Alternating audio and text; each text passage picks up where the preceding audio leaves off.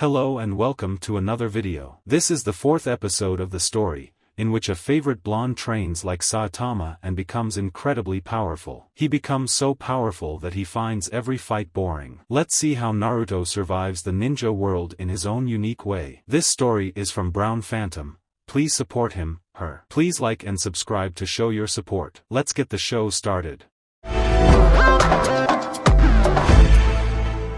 The explosion sent tremors rippling through the Hidden Leaf village.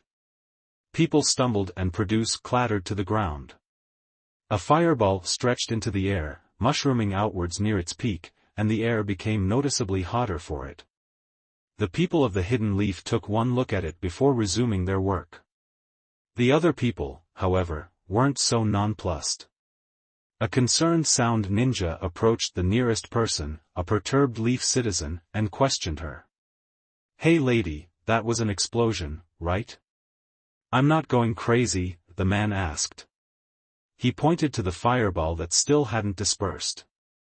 The lady followed his finger, staring down the fire with lidded eyes. She nodded once, then turned back to the strange man interrogating her.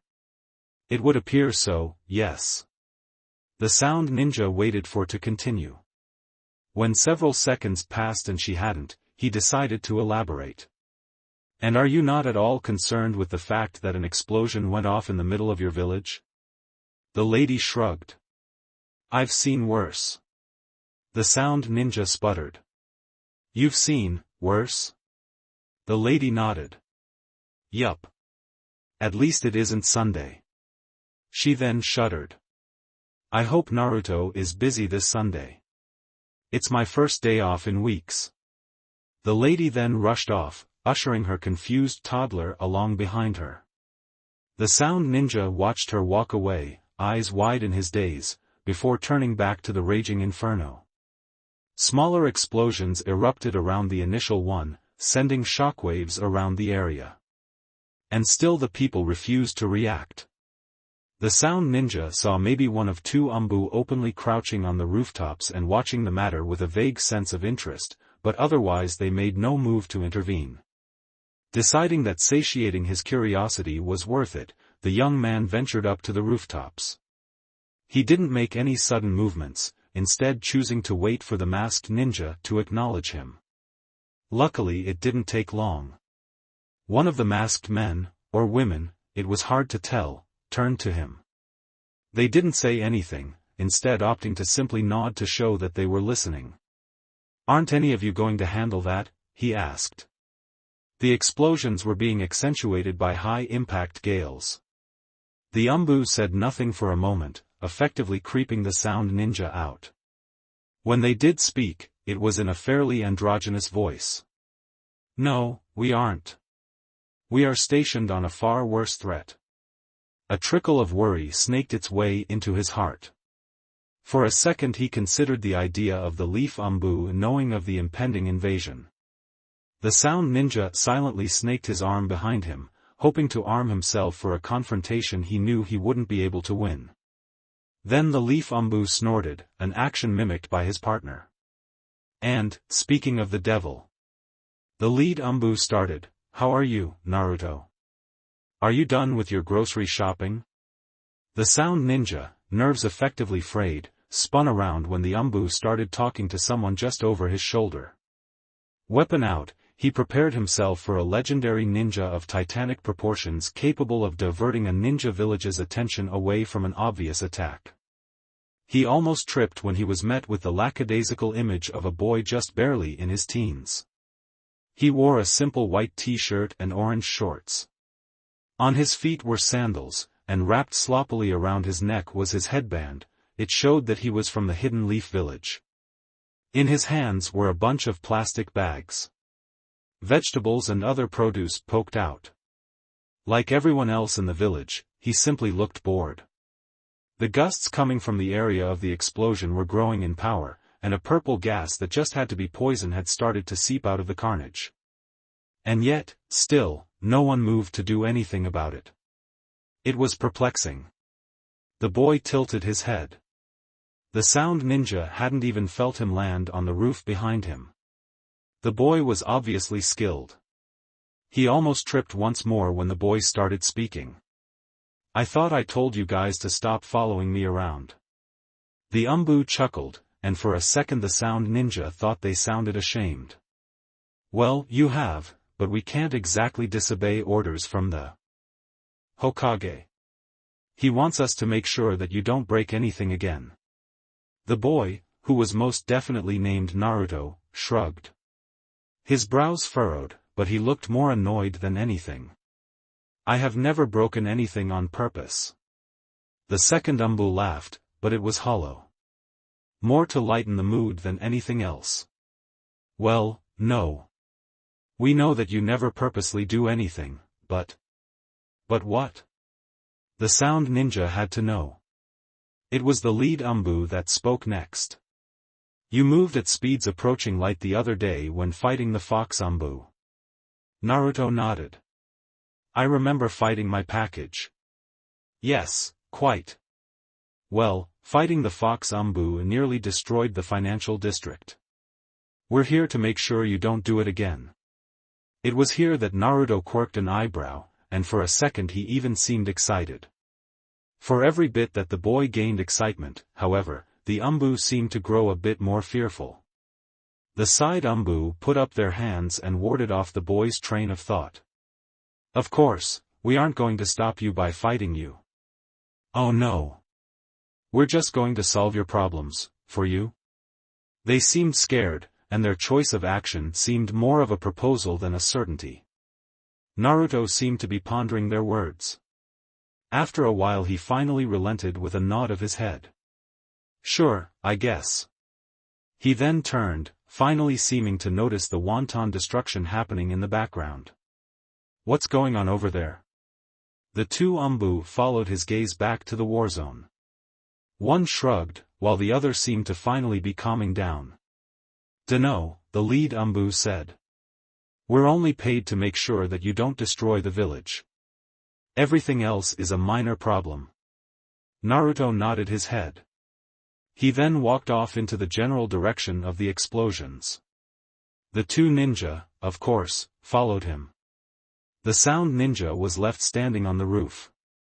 His mouth opened and shut steadily, before finally he turned around. I'm not even going to try. Of course the village that spawned Lord Orochimaru would have nothing but freaks in it. Konohamaru flipped, before using the thrusters in his armbands to propel himself through the air. A slight movement of his thumb, and a mighty, though focused jet of flame sent him careening out of the way of a gust of wind. The ball of air went on to utterly decimate a tree, and for a second Konohamaru was relieved that he had practice in midair movement. The boy landed shortly after, and though he was out of breath, a smile crept its way onto his face. These two were strong, and it had been a while since he had met a worthy adversary. Everyone was either far too strong or seriously weak. These two were just the right amount of challenge. In front of him, emerging from the dust cloud whipped up from their attacks, was the blonde sand village girl. Her smile was predatory as she stalked out of the debris. Her clothing, which was a white getup with a sand-colored rope tied around her waist, was now scorched along the edges. Her battle fan, which was now fully opened, did not fare much better. Fire had eaten holes into the fabric that made up the fan part, and even the metal was burnt in places. No, the sand kunoichi did not look pleased. You have went from cute to annoying, brat, she yelled. She swung her battle fan, but it was nowhere near as powerful as when they had started the fight. Konohamaru dodged the air blast easily. I'm going to enjoy watching my wind carve you to pieces. Konohamaru smirked. He moved to engage, but something pinged in his awareness. Not one to doubt instincts, he turned and raised his arm. The poison needles from Makeup Man broke on his metal armbands. Not bad, kid. I'll almost feel bad killing ya. The Makeup Man was a puppet user. His first puppet, a deranged-looking humanoid with 4 arms, was keen on poisons.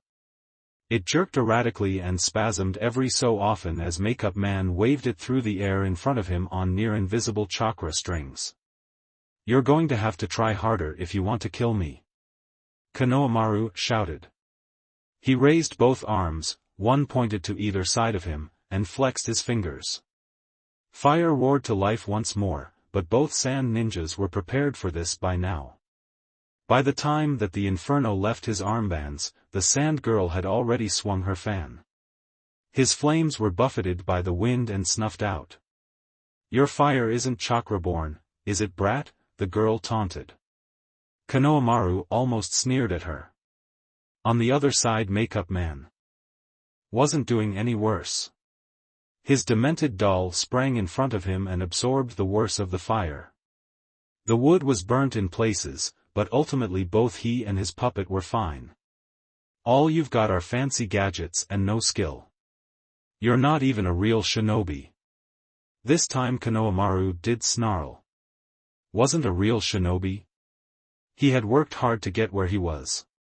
He had trained years, slaving under harsh training regimens and the whims of Dr. Casino. Not a real shinobi? Konohamaru crouched. His entire body tensed as the mechanical parts attached to his arms and legs shifted, the engines therein firing up. I'll show you a real shinobi. The dirt road was scorched as fire erupted from both Konohamaru's hands and feet. He took to the air in less than a second, and soon he was less than a blur darting around the mid-afternoon sky. What? Kankuro gasped. He was struggling to hold his ground from the shockwave. What's going on? Was all Temari was able to utter before instinct told her to raise her fan. Konohamaru appeared at her side, phasing out of nothingness, and delivered a devastating spin kick. His foreleg hit the metal of her fan, and the clang that rang out lasted only a second before Temari was sent flying away. She broke through the wooden fence around the clearing and out of sight before she could stop herself. Temari! Kankuro shouted. He wanted to go help her, but Konohamaru wasn't done yet. He flexed his fingers, and fire erupted from his gadgets again. The boy phased out of sight once more. Kankuro was visibly dismayed. Enough of your games, boy! Kankuro shouted. He swung his puppet in a circle around him. The puppet's mouth opened, and a sickly green mist bellowed out. Let's see you get through this. Konohamaru proved that he could easily get through it. With a dynamic entry worthy of youth, the boy barreled through the poison cloud surrounding the sand ninja, spear kicked him in the back, and emerged on the other side in less than a second. Kankuro sputtered as he tumbled on the ground, his eyes rolling to the back of his head. Konohamaru panted. I've done it. Both sand ninjas lay in their respective divots in the ground, firmly knocked out. He had finally done it. He had beaten full-fledged ninja. Feeling victorious, the boy raised his fist in the air. I've done it, he yelled to the sky. He had taken his first step towards being a hero. So wrapped up in his victory, he didn't notice the mosquito land softly on his outstretched knuckle. It buzzed and tiptoed on his skin before flying away. It would have sucked some blood, but ultimately there was no reason. Sand constructs didn't need blood, after all. Why do I have this overwhelming feeling that I should be somewhere right now? Sasuke asked, his eyes staring off into space. He had frozen mid-kata in the middle of the Hyuga dojo. Faintly, off in the distance and behind far too many walls, he could hear the screams of his comrades. Dear goddess, just let me die, came the unmistakable voice of Sakura. Her wails echoed throughout the halls and into the ears and souls of everyone around. You are to blame, Sakura. My children and their children and their children's children will dog your descendants for every generation to come, I promise you this. That was definitely Hinata. Her voice wasn't as loud, but it was so assured and deadly. Like a spine-chilling whisper in an empty room. Sasuke smiled. He continued his katas. No, this was exactly where he needed to be. The sound of the two most annoying women in his life suffering under both their own pettiness and the Hyuga doctors was all he needed in life. Written exams. Naruto sighed. His hands were holstered firmly in his pockets as he trudged through the halls. All around him were various people, some older, some younger, all buzzing about. Today was the first day of the Chunin exams, and all eligible ninja were to report to the academy building for testing. Eligibility was typically decided by the genin's higher-ranked instructor. Seeing as Naruto had no such instructor, he was sure that he would be able to get by this exam. That hope was dashed almost immediately. Naruto stared at the Hokage, his face carefully impassive. Any overt emotions might make the already stressed-out Hokage snap. As it was, the old man was chugging on his pipe like some kind of human coal train. The wrinkles on his face were much more pronounced than usual, and his eyes were bloodshot. "You're participating in the Chunin exams," the old man said. Naruto shook his head. "No instructor," he said, and left it at that. Apparently the Hokage had foresaw such a conclusion, and from his desk he pulled a folder. It slammed on the desk, almost cracking the wood. "Your previous instructors have given you glowing recommendations," Sarutobi said. Gone from the statement was the fact that almost all of those recommendations were due to the fact that none of the instructors would have to deal with him when he was promoted. There was no doubt in anyone's mind on whether the little monster would be promoted.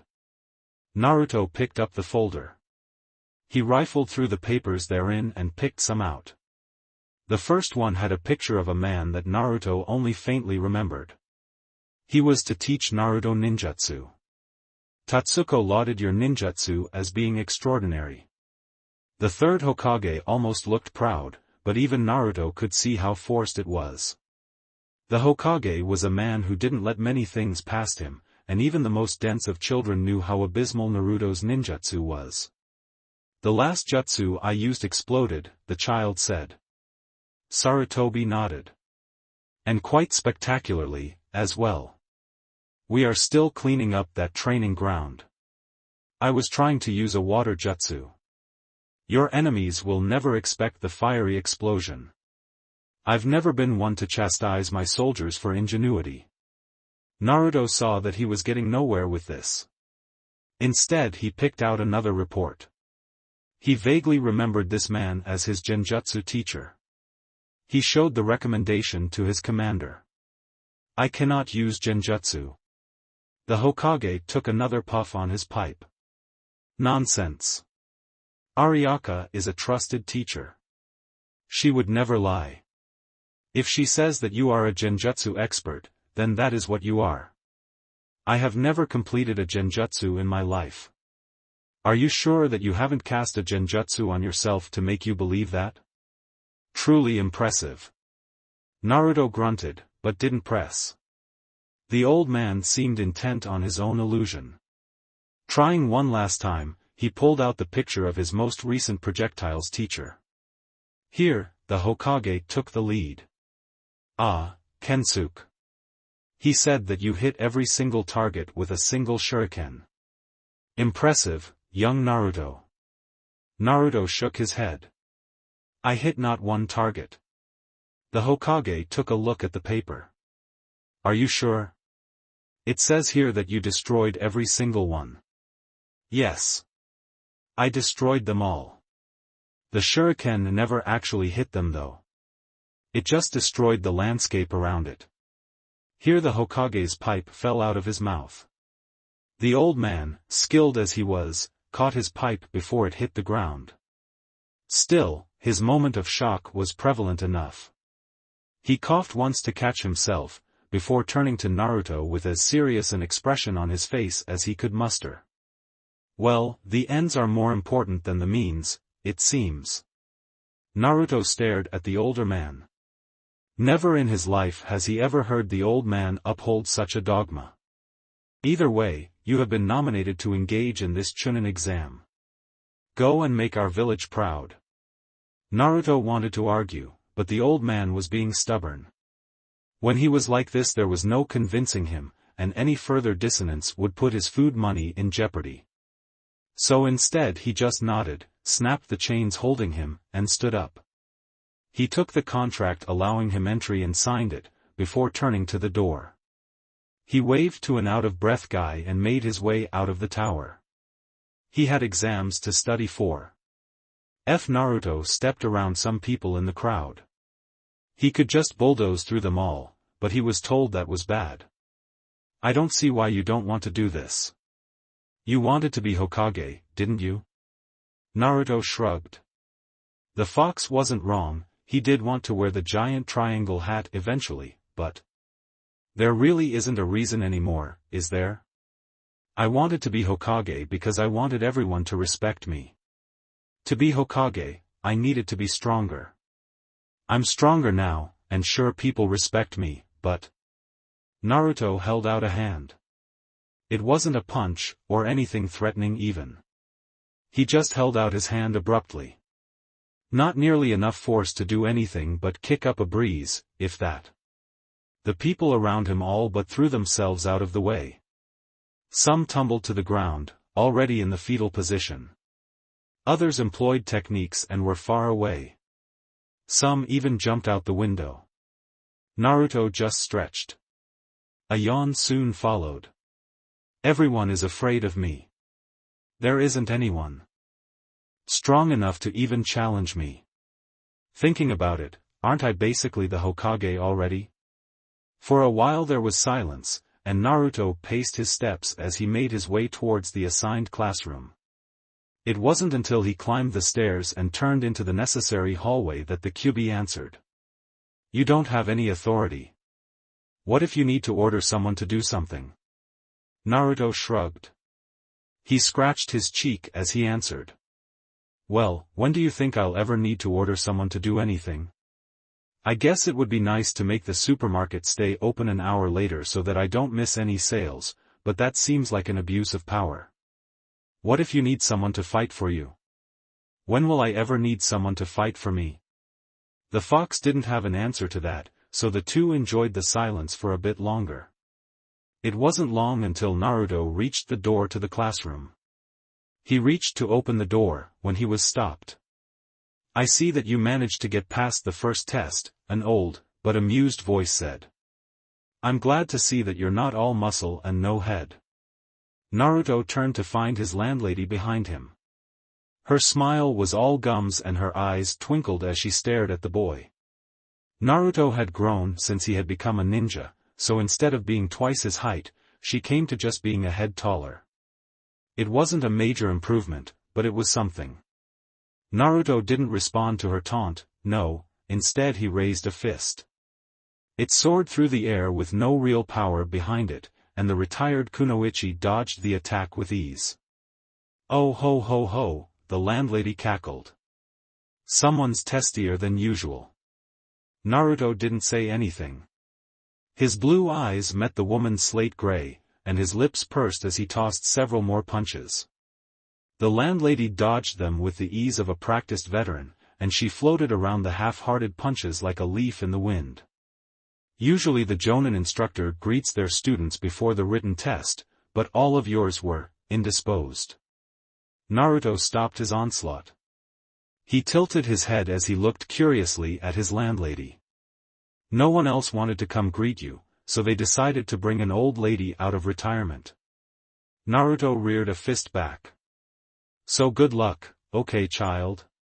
Naruto, caught off guard, let his hand fall. He stared at the lady for a while longer, a full minute, in fact, before nodding his head. The landlady chuckled, then rested her hand on his head. She ruffled his hair before vanishing. Naruto stared at the spot she left. Blue eyes beheld nothing but air as a whiskered face betrayed nothing. He stood in silence, allowing people to pass around him, for a couple seconds more before turning and walking into class. I thought that you couldn't trust anyone, Kit, the fox asked. Naruto scoffed mentally.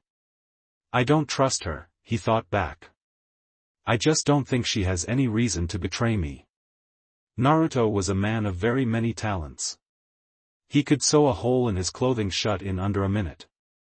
He could cook 1-minute rice in 30 seconds. He could lift an entire mountain range and shift it 3 meters to the left. He could then destroy said mountain range, leaving naught but rubble and memories. Some of his accomplishments were more noteworthy than others. One thing that Naruto could not do, however, was read the future. As such, when he took that first step into the classroom where his written exam was to be, he was not ready to be bowled over by a mop of blonde hair. Naruto! Ino all but screeched. She had a vice grip around his neck as she literally nuzzled him into the ground. Naruto took one look at her and nodded. "Hi, Ino," he said. He patted her on the head before rising. She still hung off his neck, but that didn't seem to bother either of them. "How is my favorite socially awkward blonde?" she asked. Naruto nodded. "I'm fine. A bit hungry, but I guess that's my fault for not eating enough." "Yeah, I'm doing great too. I'm excited for the exams. We're gonna be chunin." Ino babbled on, uncaring of what Naruto said. She was used to the blonde boy's almost silence. A little too used to it, in fact. She talked enough for the both of them regardless of whether he was talking. She continued her spiel for another uninterrupted minute before an exasperated hand dragged her back. "Sorry about this, Naruto," Choji said. With his bulky frame and powerful arms he easily held a now rabid Ino in the air. She's been like this ever since team formations. She did this to Sasuke and Kiba as well. Naruto looked around. He easily ignored the fierce glares of the examinees from the other villages, only to focus in on the familiar faces. Sasuke and Kiba lay in almost broken heaps on the ground, likely from Ino's fatal glomp attacks. The blonde nodded as he looked back to the two. Ino was thrashing in Choji's arms, not that the rotund boy particularly cared. "It's good to see that you're still so lively," Naruto said. He didn't really mean it, but he didn't have anything else to say. "How are the rest of you doing?" Here Choji smiled. With seemingly no effort he cast Ino behind him. The girl shrieked in indignation, but otherwise landed gracefully. "I'm fine. Shika's doing well too. Ino Shikacho was remade in this generation, and we've all been learning under Asuma-sensei. How have you been?" Naruto shrugged. Not much had changed. He'd done missions, gained a package, and occasionally remodeled landscapes. So nothing new. He let Choji know as much. "Huh." Choji chuckled. "Things are always interesting with you, aren't they?" He casually held out a hand and clotheslined Ino mid-glomp. She folded over his arm, out of breath but still conscious. She glared at her teammate. "Well, we have to get back to Shikamaru. If you need us, we'll be in the back. Just follow the sound of Shika's snoring." And like that the two were off, Choji carrying an irate Ino over his shoulder. Naruto cracked a small smile. They were interesting. He turned from them and made it exactly 2 more steps into the room before being tackled by a small dog. It yipped at him, before climbing to his head. The blonde didn't need to be psychic to know what was happening next. "Naruto. You blonde bastard. How are you?" Kiba, of course, accentuated his question with a punch. Naruto didn't bother with dodging. He let Kiba's hand bounce off of his forehead and nearly shatter. Kiba winced, and nursed his swollen knuckles, but otherwise didn't let his pain show. Naruto respected his resolve. "I'm fine," he answered. "I'm not entirely sure why I am here, but the old man made me come." Here Kiba was joined by his teammates, Hinata Hyuga and Shino Aburame. While the latter didn't say anything, the young Hyuga smiled. Naruto smiled back and waved at her. Kiba, however, latched onto the young man's words. "Wait, are you not excited to be here? If we pass these tests, we get to be chunin. Isn't that so cool?" Naruto shrugged. "I dunno. I'm just doing this for fun. It's more of a hobby that pays than an actual job for me." The 3 ninjas of Team 8 looked at Naruto, faces blank as they took in the words. Kiba was the first to speak. Being a ninja is a hobby to you? He asked. Naruto shrugged. Pretty much. It's something I do for fun. You fight bloodthirsty villains and risk your life every day, for fun? Shino asked. The lower part of his face was covered by the tall collar of his jacket, but one could somehow feel the boy's mouth hanging open. I wouldn't phrase it that way, Naruto responded. No one has been particularly challenging yet. Kiba and Shino just stared at the boy. Their eyes didn't leave the blonde for a full minute before, simultaneously and without any conversation, the two shrugged and turned to their seats. Well, it was great seeing you, Naruto. Kiba said. Shino didn't say anything, but from his curt nod and waving hand it was apparent that the boy was done with the conversation. Hinata, however, ran up to the boy. She hugged the boy tightly, and though it wasn't anywhere near tight enough to register, Naruto faked coughing. If he didn't, the girl wouldn't relent. Even with his fake choking, it took the girl a couple minutes to ease up. When she did, she only allowed him breathing room. Before she fully let go, she leaned in to whisper in his ear. When we're both chunin, you'll be all mine again. Then she skipped off, a sudden extra bounce in her step. Naruto watched her go, waving all the while. That one scares me, Kurama whispered, even though no one else could hear him. Naruto shrugged and turned, once more, into the room. She's funny. She wants to mate you. You can't prove that. I can smell the pheromones. We're in a room full of teenagers. Of course you can. And the conversation ended there. Sakura turned when she felt the strong presence enter the room. Naruto wasn't particularly strong mentally. No, he was one of the simpler minds. When she mastered telepathy, Naruto was the first that she tried to read. His thought process was exceedingly plain, and never more complex than immediate needs. No, his uniqueness lied with his presence. Everything she moved with her telekinesis pushed back against her mind, and certain things required more mental muscle. While things with minds that could resist or typically outweighed things that didn't, Sakura found that things that simply weighed more required more effort. To put it into context, a boulder would weigh more than a pebble, but a person would weigh more than a boulder twice their size. Still, a house would weigh more than that person regardless of how much they resisted. A house was simply too much. Naruto, however, was like 8 houses. He was like 8 houses and a mountain. And Sakura couldn't figure out why. She tried to push on him with all of her strength in passing, once. She demolished the field behind him, but she doubted Naruto noticed a thing. So yeah, whenever Naruto entered a room, she felt it. Subconsciously she pushed on everyone every time she entered a room, and most people didn't have the fortitude to resist. Naruto, however, pushed back. His very presence bulldozed through her ambient psionic energy, putting pressure on her mind and alerting her whenever he was near. Sakura took one look at him, saw Ino glomp him, and then turned to see Kiba recover from his fatal glomping to rush over to the blonde as well. With a sigh, the pinkette raised her hand and enveloped her saner partner in a film of psionic energy, restraining him. What gives, Sakura? Sasuke raged. Unlike Naruto, Sasuke was actually smart. His mind raced with thoughts and powerful emotions, and he pushed her intellectually. His mind raged against hers, but in the end she won out. Sasuke was caged. I have to go say hi to Naruto. Oh no, Sakura said. I'm not having you interact with that ball of crazy any more than you need to.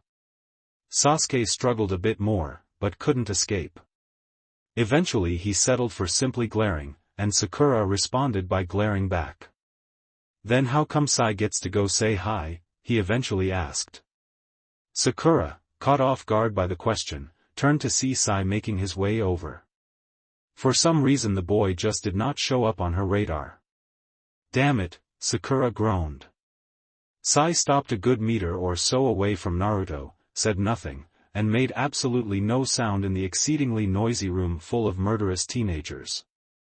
The blonde still turned the second that Sai stopped moving, and the two entered a staring contest with absolutely no prompt from either boy. They stood there, staring at each other, for almost an hour. A silver-haired boy walked up to them. He adjusted his glasses and attempted to brag about his cards. He was rebuffed when they ignored him. Sasuke eventually broke free and made it over as well. He, too, was sent away when the two didn't even break eye contact. Eventually Ibiki, a tall, imposing monster of a man entered, and started the test. He took one look at the boys, muttered, "I'm not an idiot like Guy," and continued the test around the two. Both Naruto and Sai ended up passing the written exam, and neither knew about it until the next day, when both boys nodded, turned, and went about their days. Neither have exchanged a single word with the other as of yet. "You all have 5 days to get the other kind of scroll," a lady yelled. She wore a trench coat, a fishnet shirt, and nothing else. Failure to do so results in an automatic disqualification from the Chunin exams. Naruto looked down at the scroll in his hands. It was like any other scroll he'd seen, just a piece of parchment rolled up. The band using to bind it, however, had a depiction of air, 3 lines curled at the end.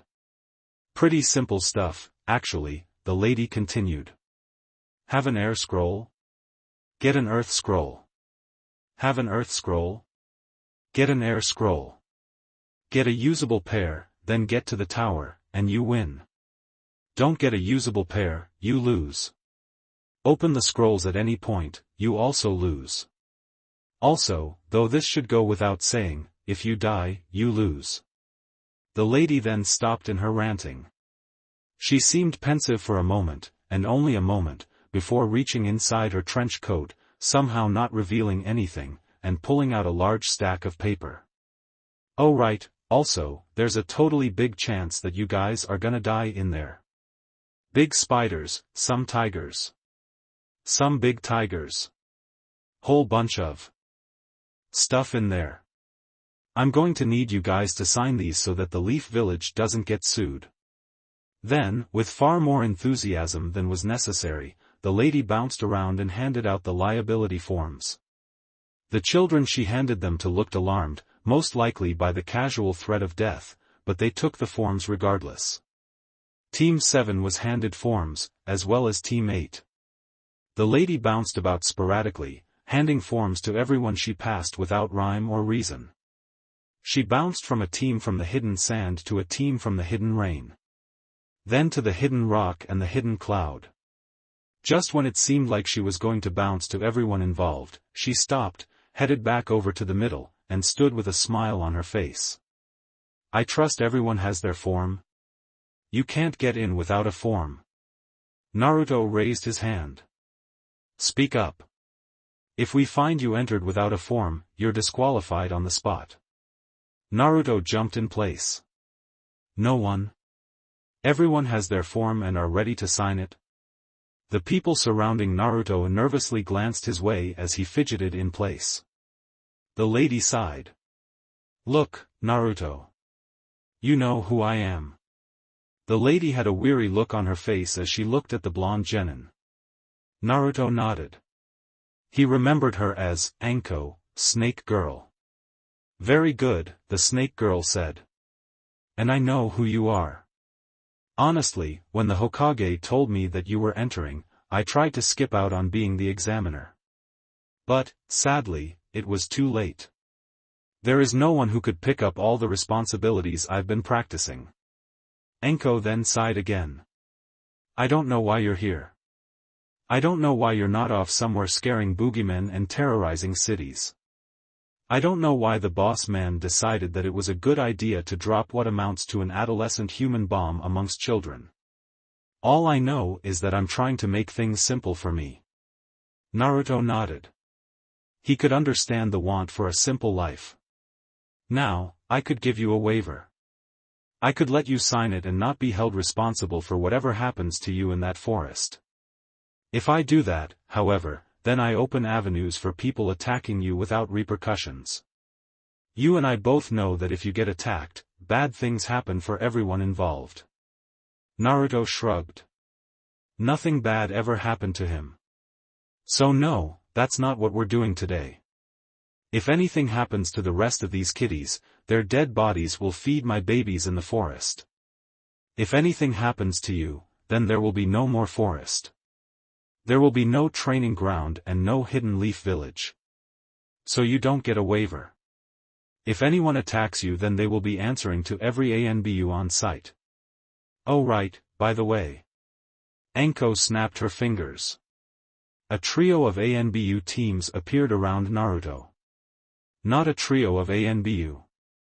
A trio of the teams. We can't keep you from taking part in the exam, but we can keep you from getting in trouble. But I don't want to take part in the exams. I don't even want to be here. Anko sighed.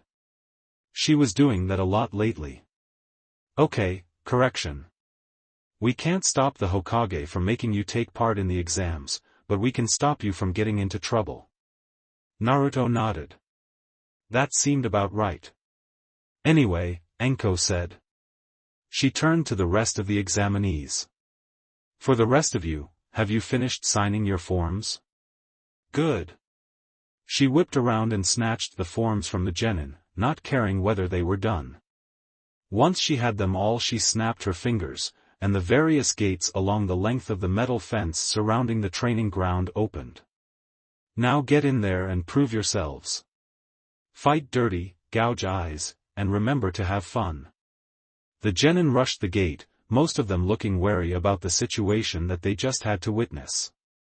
Still, they shrugged it off and got to work, making sure to check their tracks as they charged into the forest that had trees bigger than their houses. As they continued into the forest, Naruto could only look at their backs. He shifted towards the ANBU holding him back. His name was Dragon, and raised on eyebrow. Let them have a chance to set up traps and such, the ANBU murmured. His voice was gruff. Naruto noted this for future reference before turning back to Anko.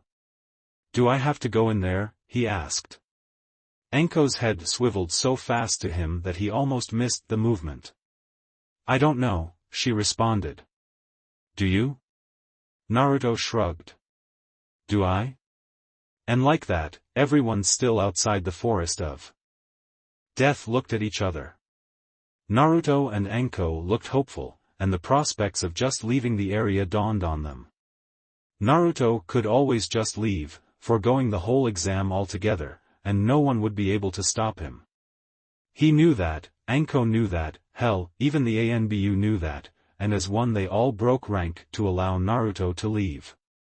The blonde was prepared to do just that when a voice rang across the village.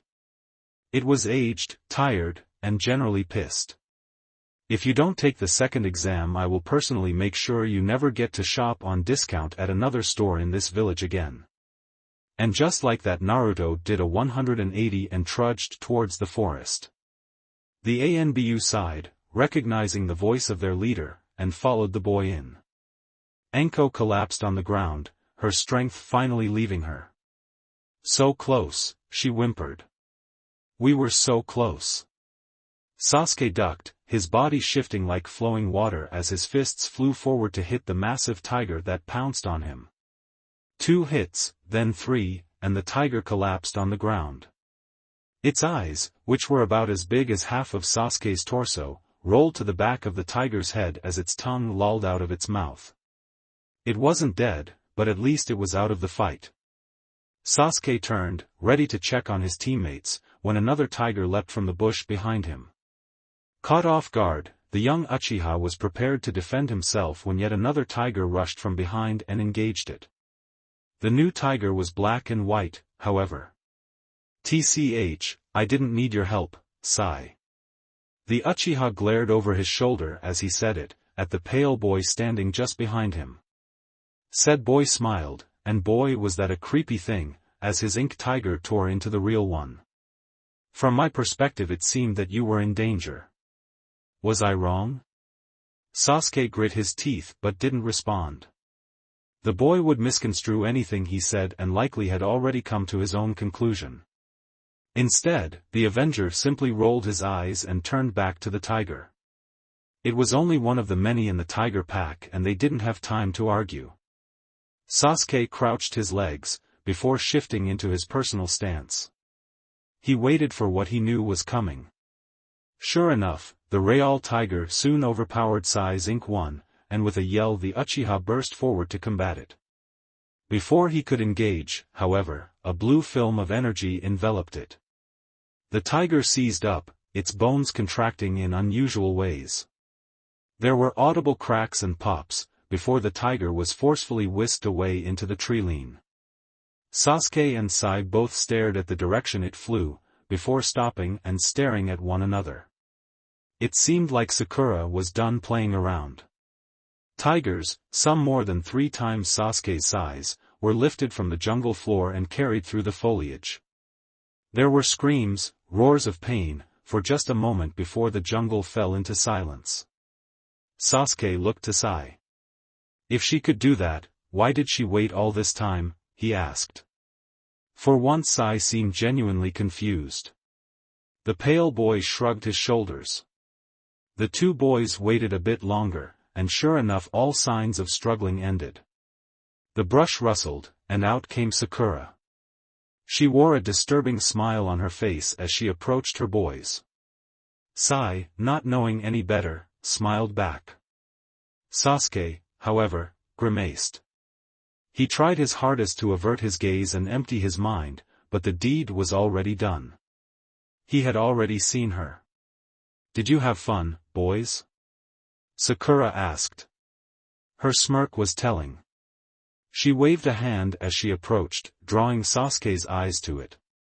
She then placed it on her hip, which of course drew his attention to her exposed thigh. Sasuke felt the blush coming on. He tried to suppress it, he really did, but the telepath had already sensed his emotion. Her smirk grew. Don't waste our time if you could just wipe them out, Sasuke said through clenched teeth. He had averted his gaze, but even he knew it was too late.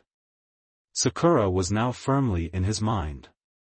No one knew the reasoning behind it, but Sasuke felt like he had a pretty good idea. Sakura had changed her clothing from her red cheapao dress and black shorts, to a form-fitting red leather dress. While it covered her entire upper body, including her arms, as it draped downwards it cut off, showing an ample amount of leg. Most just thought that Sakura was embracing her kunoichi training, but Sasuke knew better. Sakura could read emotion and thoughts. She knew when she flustered others. Sasuke knew that she just enjoyed teasing her peers. Sakura's knowing gaze was irritating. She didn't respond to his taunt, but then again she also knew that he was only saying it to change the subject. With a massive amount of effort, the boy tried to push the psychic out of his head. He had middling luck in doing so. Luckily, however, he needn't worry. Sai walked up, all business and no emotion, and spoke. The instant he did, Sakura's attention turned to him, and she didn't like what she saw. Now that the danger has passed, we should get moving. Sasuke nodded, but Sakura just stared at the pale boy. Her brow furrowed as she kept her eyes on him. She stayed that way for 5 seconds more, before nodding and turning away. Lead the way, she said, letting Sai take point. The pale boy had no problems with it, leaving Sasuke and Sakura to follow. Sasuke took one look at his pink-haired teammate and smiled. Still can't read him? Sakura sked. I can read him just fine. It's just that there isn't anything to read. No thoughts, no emotions, nothing. It's like cutting someone open and finding, not blood, but an empty, limitless void. Sakura shuddered. It's creepy. Sasuke chuckled. He placed a hand on Sakura's shoulder, but did nothing else to comfort her. Being on this team sucked, but at least it was entertaining sometimes.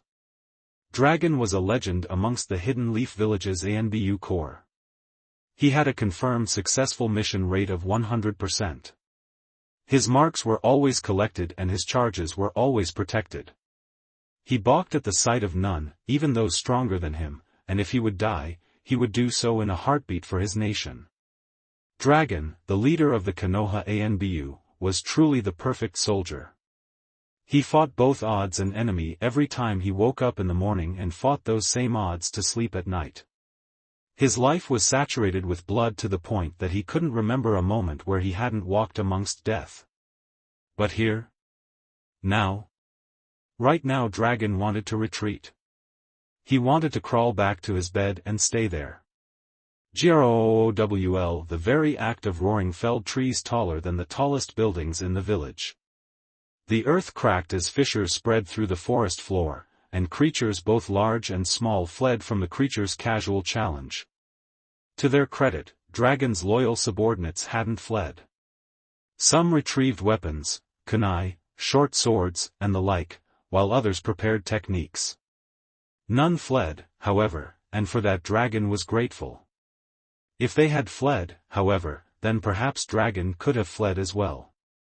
For that, he vowed to put them all through the most rigorous self-preservation training he could muster if they survived. The beast, a nearly 100-foot-tall tiger, simply glared at them. Its paw, from which sported a claw that could tear buildings asunder, dwarfed every single one of them.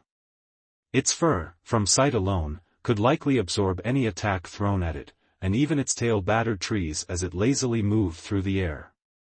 The creature lumbered forward, and even that was threatening. As its massive paw dragged it forward, its gargantuan frame brushed aside yet more trees. The legendary tigress, Nikomata, had found them, and none of the Anbu had any doubt in their mind on whether they would make it back home. "Soldiers," Dragon said. His voice was calm and silent. He couldn't shout his orders, for any sudden movement could set off the apex predator that even now stalked towards them. "I know that I rarely ever compliment you, but I want you to know that it is because I believe actions speak louder than words. By staying by my side, you have told me of both your loyalty and integrity. I just want to say that it was an honor serving as your captain." His subordinates didn't reply. The Anbu squads, 3 of them, did not respond to their leader's words. Some tightened their grips on their weapons, while others said short prayers. But none moved. None responded. No words were needed. "On my order." Dragon started, only to be interrupted. Their charge, one Naruto Uzumaki, adjusted his pants as he emerged from the brush. His bathroom break now over, he could focus on things other than relieving himself. He took one look at his guards, then followed their gaze to the towering behemoth. His eyes brightened considerably. "Kitty," was all he said, and for a second the Anbu had to stop mentally making their last wills. They turned from the monstrous cat in front of them to gape at the boy whose smile couldn't possibly be any bigger. "What?" Naruto pointed at the tiger, whose limited intelligence allowed it to understand human speech, and beamed. "That's a kitty. The old man said that I couldn't have any pets because they wouldn't survive, but that's a kitty, and it's big. There's no way he'll say no to that." And just like that, the boy rushed ahead. He tunneled through the Anbu ranks like a bull through paper and closed the distance between himself and the monster cat. The Anbu, suitably confused, could only watch as 2 titans clashed. Sasuke pivoted on the branch as the snake man closed in. One strike, then 2, and the snake sage Orochimaru glided once more into his guard. Sasuke cursed, and moved his kunai to intercept the older man's, when Sakura's psionic grip took a hold of the man once more.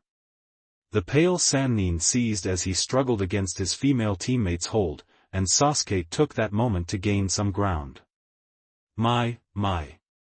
What interesting little bugs I've found." The snake sage's voice was somehow both lilting and dangerous. He spoke with casual grace, as if he didn't find any of the 3 children threatening at all. It was likely he didn't. "What do you want, freak?" Sasuke spat. He didn't have time for this. It was only the first day of the exam, and already was a monster gunning for their head. "What do I want?"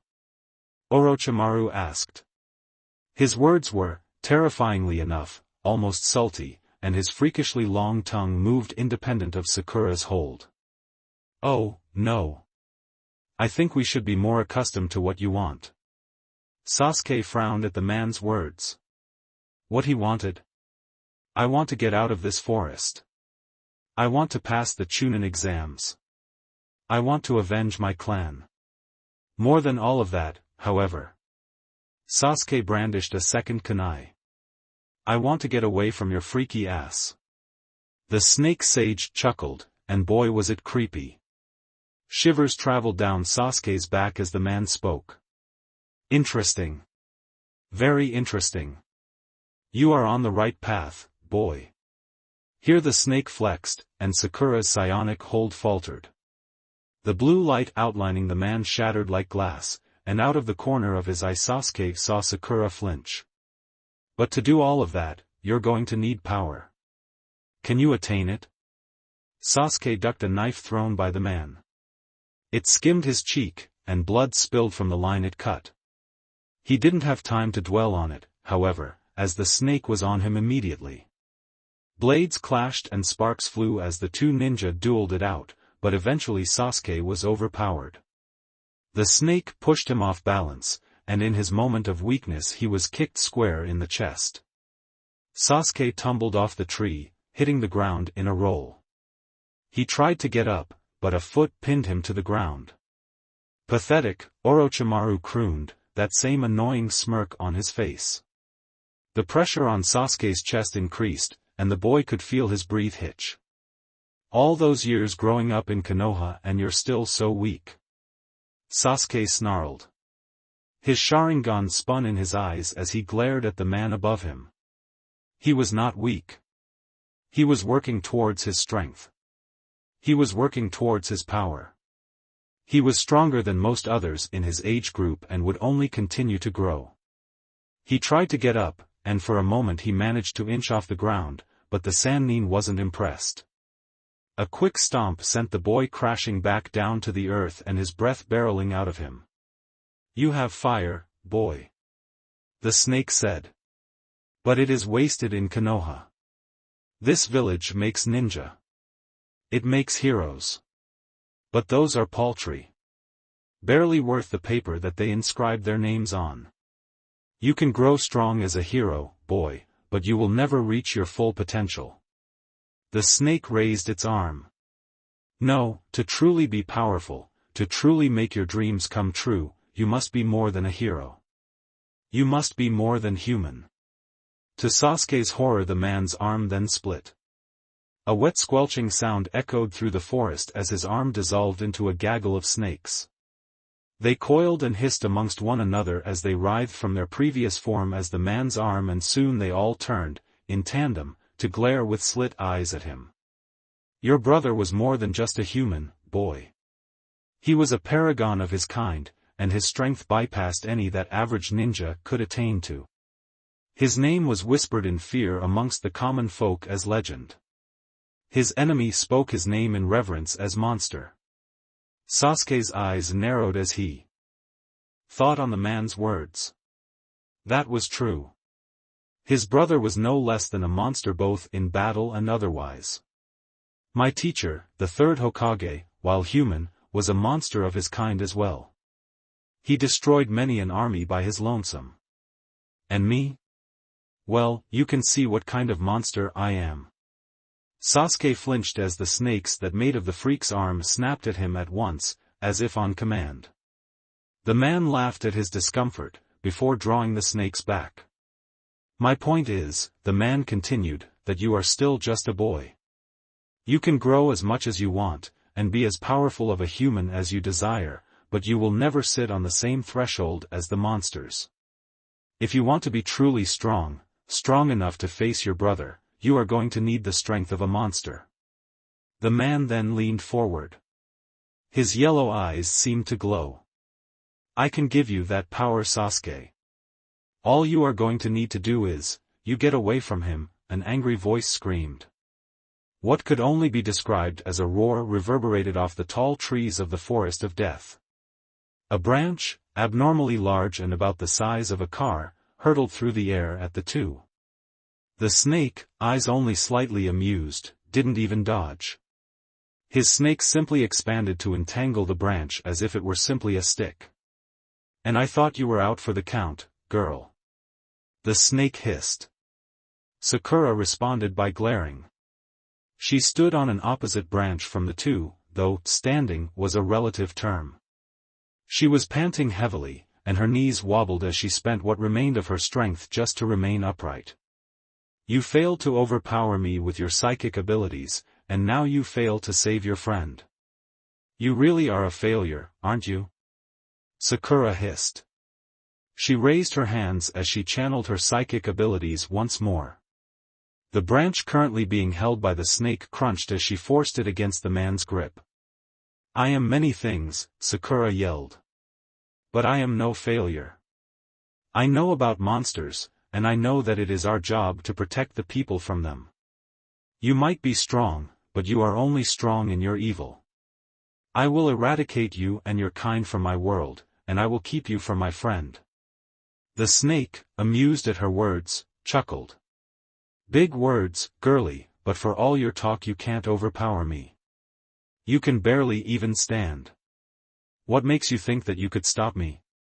Here Sakura smiled. Sweat fell down her large forehead like waterfalls, but still she struggled to push the branch just a little further. The man's hold was resolute, and barely faltered under the girl's psionic push, but still she tried. "Because I am human. And we humans persevere." The snake laughed. It wasn't a good sound. It was grating and scratchy and putrid all at once. It sent shivers like used oil down Sasuke's back. "Then persevere, girl. I would like to see how long you can hold on to that hope." And, as if he weren't trying at all, the snake broke the psionic hold on the branch in his hands. With pure might alone he overpowered Sakura, and Sasuke could only watch as the easily 1 ton of wood flew towards his pink-haired teammate. Concentration broken, Sakura couldn't wield her powers in time to catch the projectile, and it slammed through her perch and her without even slowing down. Sasuke was screaming before he even realized it. His arms, once drained of any power, clawed at the leg pinning him to a branch. "You fiend! You asshole! You monster!" Sasuke howled. His teeth gnashed as he glared at the man who even now grinned smugly down at him. "Yes, I am a monster, but I am also the monster that dispatched you and your team by himself. Your efforts have been, and will always be, useless before me." Sasuke, though hearing the man's words, couldn't care less about them. He thrashed against his restraints as his nails dug into the man's skin. It didn't seem to bother him, however. The snake simply stood there, eyes alight in dark amusement. "Your team is gone, there is no one left to restrain me." The snake then opened his mouth. Sasuke wasn't surprised to see that the man's maw was like a snake's as well. Not that there was any to begin with. "I am Lord Orochi, the king of the monsters, and soon you will be amongst my kind as well. You should consider yourself lucky. You will soon be a subject of the strongest being in existence." And it was here, with doom impending, that Sasuke found some small light in the dark situation. A small, impish grin grew on his face. As he thought of the last words to spit in the man's face. "Strongest being? I wouldn't know about that." Orochimaru stopped right before his teeth sunk into the boy's neck as he listened to his words. "I'm pretty sure Itachi would give you a run for your money." The king of the monsters bristled, but otherwise didn't respond. Sasuke kept talking. "But even without him, I know for a fact that there is another whose power you could never rival. So-called king of the monsters, you are no match for Naruto. He is a beast beyond even your imagination." To this, the snake laughed. His stomach chortled with pleasure. Naruto? That brat? And what could he possibly, the forest quite literally exploded as the body of Nikomata, the legendary giant tiger, went flying through the tree of the forest of death. A wave of destruction followed in its wake, and the tiger cat, to its credit, was only slightly unconscious. From the dust of the debris came the very person of question. Naruto stalked into the, admittedly new, clearing with his fist outstretched and smoking. He didn't look the slightest bit exhausted. Behind him his ANBU guard were staring with mouths agape, though how anyone knew that through their full-face masks was improbable. Though, looking at the damage so casually caused, that was probably the most accurate assumption. "So you survived," he said, voice a combination of excitement and nonchalance. "You can definitely be my pet." The snake, king of the monsters and Lord Orochi, just stared at the casual amounts of wanton destruction. He then turned back to Sasuke, only to see a resigned stare. "That's what he could do," Sasuke said. He then turned his head. "Hey, Naruto." Naruto, whose hearing was unnaturally good, turned. "Hi Sasuke. Wanna help me out?" Sasuke asked. He gestured to the snake Sannin above him. "Not particularly, no." Naruto responded. He then turned back to his potential pet. Sasuke had to resist the urge to facepalm. He forgot that he would have to convince the boy. "Why is this day so long?" the boy asked himself as he prepared himself for an annoying conversation. Thanks for watching. If you enjoyed this video, smash that like button and subscribe for more content. Support the original author by clicking their profile link in the pinned comment of the first video of this series. They deserve the love. Want early access and exclusive content? Join my Patreon community, link below. Your support fuels these videos. Drop a comment with your thoughts, and I'll catch you in the next video. Stay entertained, stay safe.